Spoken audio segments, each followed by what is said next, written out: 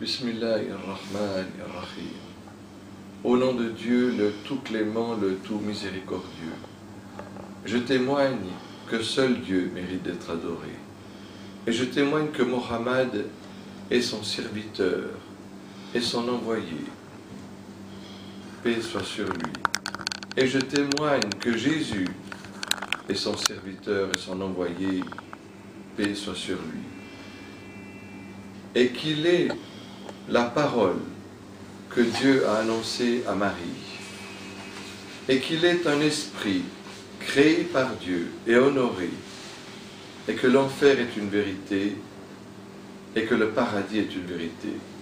Celui qui atteste de cela, le prophète Mohammed a dit que celui-là entrera dans le paradis, quelles qu'aient été ses œuvres. Le point de divergence le plus important entre chrétiens et musulmans, ou entre la Bible et le Coran, c'est que Jésus est le Messie, il est le prophète de Dieu, et il est né de la Sainte Vierge dans le Coran, et dans les évangiles, Jésus est beaucoup plus que le prophète, il est fils de Dieu et Dieu lui-même, et il est aussi né de la Sainte Vierge. Comment se fait-il que le Coran atteste cette naissance miraculeuse, atteste qu'il est l'envoyé de Dieu et le Messie, mais nie qu'il est le Fils de Dieu ou qu'il est Dieu, et qui dit que ceux qui ont inventé cela l'ont inventé de leur propre bouche. Ils disent cela de leur propre bouche, mais Jésus n'a jamais dit cela. Voilà ce que dit la parole de Dieu dans le Coran. Donc d'où vient cette erreur? D'où vient cette erreur monumentale dans la religion chrétienne qui fait que Dieu les a accusés d'être des associateurs? On trouve dans la Bible que Dieu est esprit et que ceux qui l'adorent doivent l'adorer en esprit. Tandis que dans le Coran, quand on est venu demander au prophète qu'est-ce que l'esprit, le prophète n'a rien répondu, car il était illettré. Il attendait que Dieu lui donne la réponse. Et quelque temps plus tard, l'ange Gabriel, la paix soit sur lui, est descendu et lui a révélé les versets suivants. Il te questionne sur l'esprit. Dis-leur, l'esprit procède du commandement de ton Seigneur, et vous n'avez reçu que peu de science. Fin de citation. Nous voyons dans ce verset que Dieu ne dit pas « je suis l'esprit ».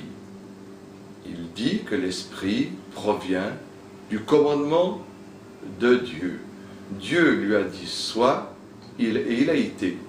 C'est pourquoi dans le Coran, Dieu dit aussi que pour Dieu, la création de Jésus est comme celle de Adam.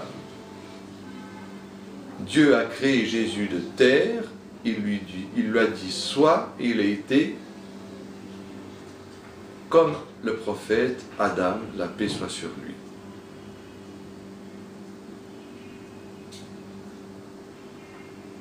Nous voyons aussi dans le Coran, dans la sourate Marie, vous savez que aucun des chapitres, aucun des livres de la Bible ne porte le nom de Marie. Et dans le Coran, vous avez une sourate qui porte le nom de la mère de Jésus, et c'est le seul nom de femme qui a été mentionné dans le Coran. Le nom de la mère de Mohammed n'a pas été mentionné, ni le nom d'aucune autre femme. Seul Mariam est le nom de féminin qui était mentionné dans le Coran. Là aussi, dans cette sourate, Dieu s'adresse, les anges s'adressent au prophète Jean, Yahya, la paix soit sur lui, et Dieu lui dit « Je t'ai créé alors que tu n'étais rien auparavant ». Or cela est une preuve que quand le prophète Jean était sur cette terre, il était composé de son corps et de son esprit. C'est ce qui fait l'homme, n'est-ce pas? Donc Dieu lui dit, tu n'étais rien avant, ce qui prouve que Dieu a créé le corps et il a aussi créé l'esprit. Donc, Dieu est tout à fait autre que cela. Dieu est tout à fait autre que cela. En ce qui concerne l'esprit, qui a été créé par Dieu, personne sur cette terre peut dire de quoi il se compose. Le corps, oui, mais l'esprit, personne, c'est un secret que Dieu a gardé pour lui. Seul Dieu connaît ce qu'est l'esprit. Mais ce qui est tout à fait sûr, c'est que c'est une création de Dieu, comme le corps et comme tout ce qui existe en dehors de lui, qui lui seul est l'incréé, celui qui n'a besoin de personne, El-Qayyum, celui qui se suffit à lui-même et qui maintient toute la création, et cela ne lui coûte aucune peine.